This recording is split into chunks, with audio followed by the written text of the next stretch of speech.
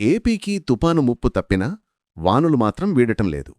బంగాళాఖాతంలో ఏర్పడిన దిత్వా తుపాను బలహీనపడి తీవ్ర వాయుగుండంగా మారింది.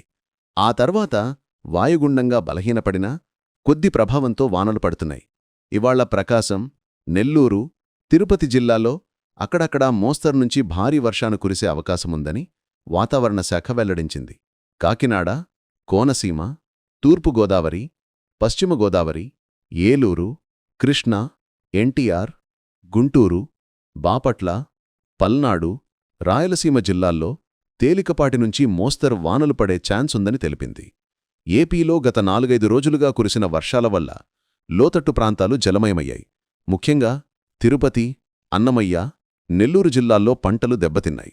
అటు పశ్చిమ గోదావరిలో 1-2 రోజులు వర్షాలు వల్ల కొన్ని సంక్రాంతికి కాపుకు వచ్చే పంటలు దెబ్బతిన్నాయి.